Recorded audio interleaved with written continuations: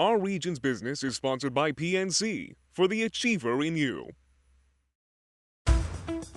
Welcome to Our Region's Business with your host, Bill Flanagan. Today on Our Region's Business, Positions with a Mission. We'll see how Public Allies is helping nonprofits all across our region. But first, the woman behind a fast-growing jewelry business. It's billed as a company that's by women for women. It's growing rapidly, and it's based right here in our region. It's called Sabika. The family-owned business is built on direct sales in jewelry through a network of hundreds of sales consultants across the country. It's become a multi-million-dollar enterprise. Karin Mayr is the founder and CEO of Sabika, and Miriam Mayr is manager of sales. And welcome. Good to have you both here. Thank you for having us. Bill. Yeah, so this is a great story. I know you recently were honored not too long ago by Ernst & Young as an Entrepreneur of the Year, so you've certainly been turning heads and attracting a lot of attention. What got you into the jewelry business to begin with? Into the business of direct sales, it was a need. We had our, my husband had lost his business, so someone needed to step up and make an income. But he had recently, before I found out that this was the case, he had introduced me to Sabine, a jewelry designer in Austria. And while I told her at that encounter that I'm not interested in fashion jewelry. Okay. I became very interested when I... So out of necessity, you needed to find the necessity arose. Wow. Okay. And so that's how you began to build the line and build it out. Yeah. And that was how long ago now? That was in 2001, and in the first year, I really developed the line. I also tried different retail channels. I gave my merchandise to some boutiques. I tried like in Ellsworth, the Arts Festival, and I did home parties. And I noticed that home parties are perfect because you can tell your story, you can show how the product is made, and women like each other together, and they like to give each other compliments, and they like to get compliments.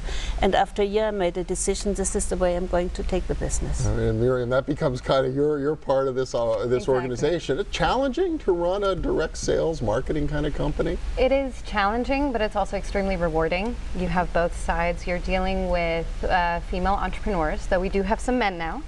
And they're a volunteer sales force, so they are in essence the CEOs of their little mini companies, and so they work on their time when they want to. They set their own goals, they decide how far they want to go. So you can't, it's not like in a regular sales company where I could crack a whip. You can say, here's your quota, you haven't met your quota, now you're in trouble or whatever, right? Yeah. This is about what they want. So it's about giving them all the tools. In essence, they're entrepreneurs without any stress behind it. We take all of that stress away. You're usually, losing sleep over inventory and overheads and deadlines. They don't have that. We have that, they don't have that. So we're just here to help them achieve their goals, but then with all those challenges, it's so rewarding because they are able to completely change their lives. We have women who now live debt-free lives. We're able to pay off all their debt. We have at least 11 women who are earning six-figure incomes. Wow. And it's those stories that just make it so enriching and exciting. Well, that's the kind of thing. I suppose, yeah, if you want a full-time job, you really want to be aggressive about it, you can try to become one of those women, right? Absolutely. Or if you want a part-time job, you want to pay off some debt, you just want to have some fun, kind of have that as well. But then how do you create a product that's differentiating enough to really give them something to sell? What's your approach to coming up with the designs? We've got some examples here of what you've done over the years. When I started it, I had an experience as a trend forecaster and marketer for 15 years. Oh, okay. I was the link between European textile mills and US designers. I developed fabrics for Calvin Klein, for Banana Republic, but before that, right after we came to Pittsburgh, I happened to volunteer for the Pittsburgh Symphony. I got pushed into this, and then I was young, of course, and people liked what I looked like, and I started this business. It was also developed in a flight from New York to Pittsburgh of image consulting. Okay. So I had 354 customers in Pittsburgh, and I went into their wardrobes. I knew what women in America liked, and I knew what they didn't like, and I knew what they could pay, and I knew what you had to deliver for them to understand that a European product has its price. And so I also understood that if you know what you're doing, your line can be very small and focused. So we have a very focused line. And I also had no money when I started. I had no money, no credit lines, not even available in the future. So I thought it had to all be figured out. And it was, so from the beginning I had a very focused line. I knew I could only pay women if I needed help because I wanted to grow nationwide. I knew I could only pay women if they sold.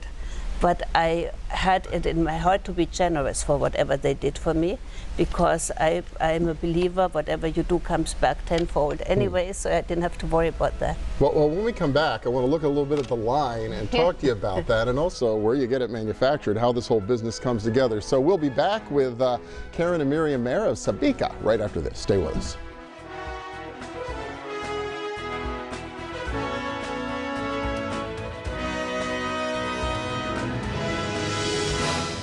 The winner is Karin Mayr.